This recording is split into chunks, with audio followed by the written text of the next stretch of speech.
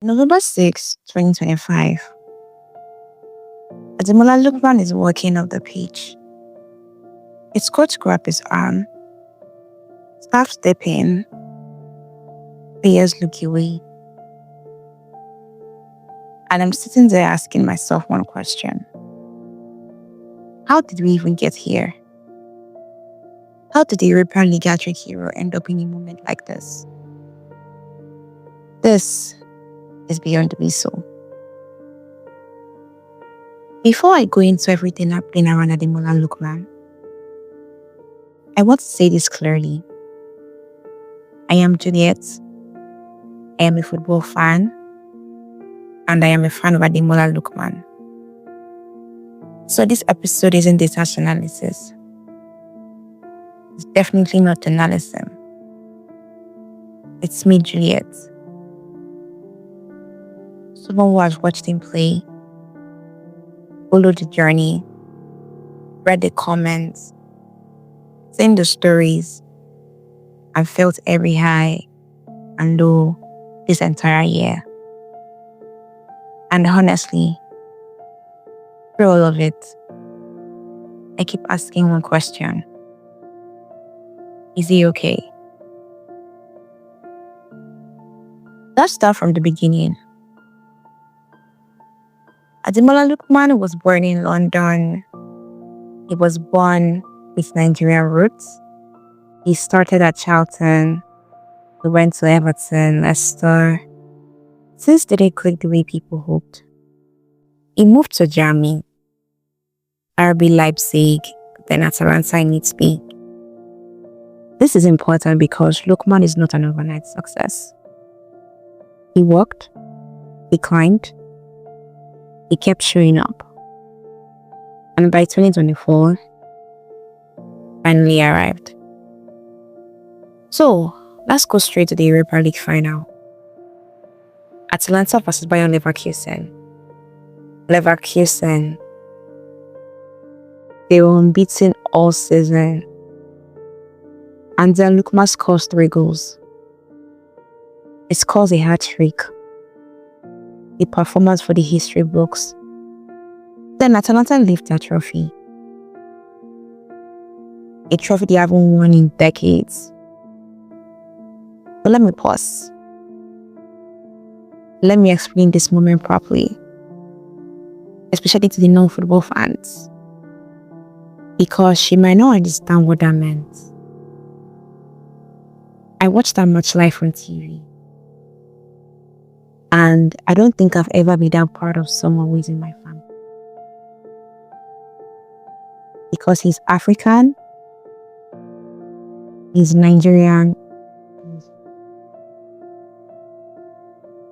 and yes, there are amazing footballers everywhere, but seeing a young Nigerian man score 3 goals against an unbeaten team, to win an European trophy his club hadn't won or hadn't lifted in decades, it meant something. It felt personal. It felt inspiring. It felt like a dream come true. I remember screaming, jumping. I was in awe. Because I couldn't just fathom just one person scoring 3 goals under pressure. In a moment like that, right? Because at that point, everybody's trying to, score goals. But just one person was able to do that. Not just one, not just 2. 3 goals.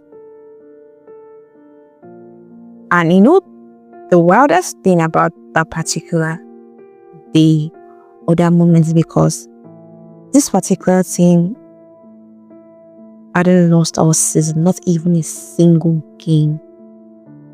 So coming to that final game, it felt like, I'm playing against a team that's unbeaten. What are the chances, right? And then by December 2024, it becomes African Footballer of the Year. Amazing, right? And if you know Ademola Lookman's story, you know how much he has been through in his football career, especially back in England. But before he was crowned the African Footballer of the Year, he was nominated for Ballon d'Or and he finished 14th. This was the peak, this was joy, this was everything he had worked for. I want you to remember this moment because everything after this becomes painful. Summer 2024 comes. It was a huge opportunity, but the move didn't happen. Whether it was negotiations, valuation, or timing, whatever it was, it just didn't go through. And you could see the frustration. He tried to push. He removed things from his socials. He only wanted a new chapter. But then, the window closed. And suddenly, the hero became the villain. He gets injured. He's out for a while. When he finally returns in February 2025, he scores within 45 seconds of coming on. 45 seconds. I can remember this game clearly. It was the second leg against Club Brugge. And Atalanta already lost the first leg. They were 3 goals down. And in the second leg game, they were struggling to score. I'm not even going to lie to you because I watched this game, right? They were struggling to score. At that time, Lookman was not on the pitch. So he was subbed on and he scored within 45 seconds. And then, Atalanta was given a penalty. So, Lookman was told to take the penalty, according to reports, and according to what he came out to say in his statement. And then he misses. And his coach goes to the media and says, and I quote, "One of the worst penalty takers I have ever seen." Those were his exact words. Lookman responds the next morning. And I screenshotted his exact statement because it broke me. He wrote, "Being singled out in the manner I have been not only hurts, but feels deeply disrespectful." Let's break that down. Being singled out. It was a team moment, but he was the one isolated. The team was struggling before him.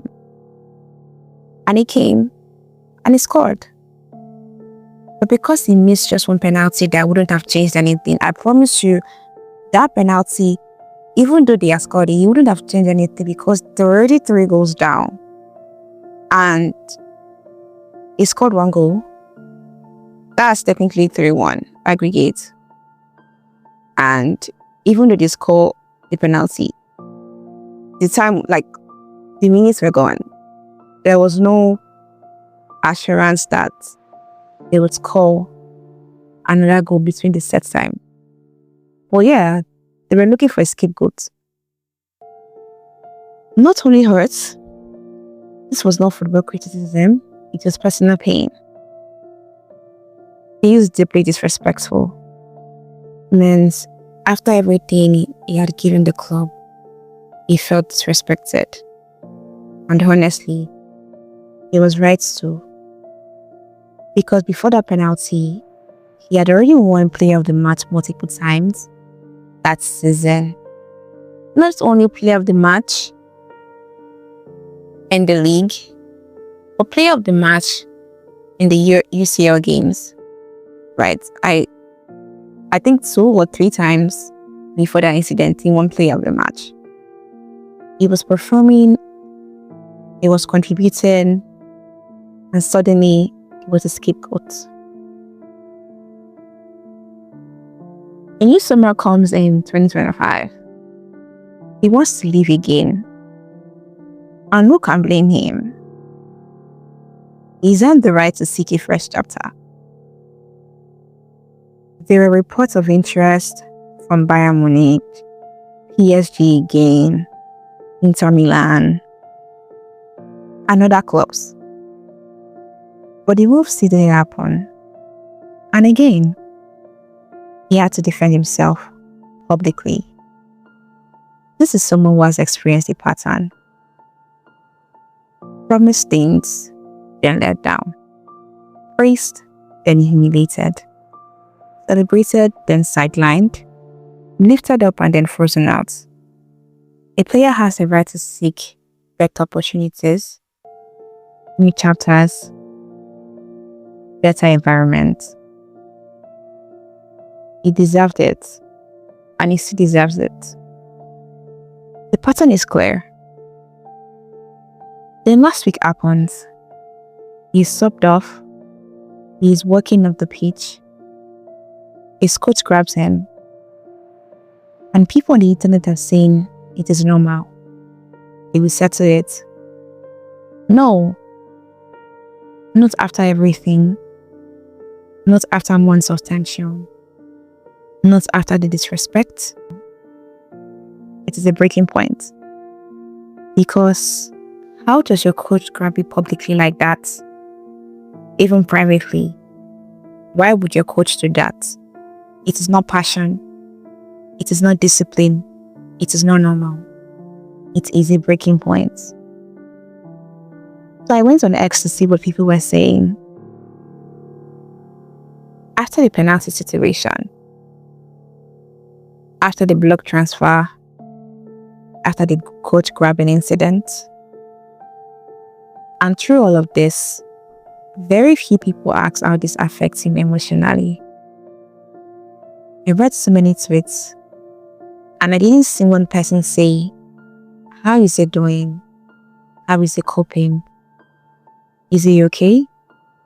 But let me pause, because I'm trying to make you understand that this is normal. Like it's become normal that people don't really care about the emotions or the humanity in football anymore. So I'm going to read a couple of tweets from every situation he's faced this year. After the penalty, someone in X said, Lookman's excuses in that statement. Designated taker told me to. Nah. On the miss. Worst penalty taker confirmed. Desperate spading facts. Bounce back or bounce out. Hashtag Atalanta flop. And this tweet is about the block transfer saga in 2025. That was in August. Someone said, hashtag Lookman's statement is a joke. Broken promises. You skipped training. The data post. Now play victim. Percassi owes you nothing after making you a star. Hypocrite like you. Tell him cheap and move on. Hashtag Atalanta out. And this was the tweet about the recent incident that happened in November 2025, last week, when his coach grabbed him. Someone said, play the game under pressure. Coach clearly wanted to win for 74 minutes. Got substituted and he was showing emotions. You don't do that to your boss. Wrong and classless from Lookman. For every action, there's an equal and opposite reaction. Crybaby vibes. I mean, not only the coach wanted to win, even the players wanted to win. It was a Champions League game, duh. But anyway, moving on. It's just sad. Since when is physical aggression passion? Since when is public humiliation tough love? Since when is trapping a player good business? These are humans, not robots. And sometimes, I think we forget that these players are human. Whatever happens behind the scenes affects what happens on the pitch. Your confidence, your peace of mind, your emotional state, all of that shows in your performance. So the next time you want to question Lookman's form or critique a performance, do it with love. Do it with understanding. Because for someone who was a hero last year, and even earlier this year, to go through everything he has experienced, of course, it takes a toll. Give him grace, give him compassion, and we hope he's okay. So let me ask the question myself, not as a journalist, not as an analyst, but as a fan, as a human. Ademola Lookman, are you okay? Not are you fit to play? Not what is your value? Just, are you okay?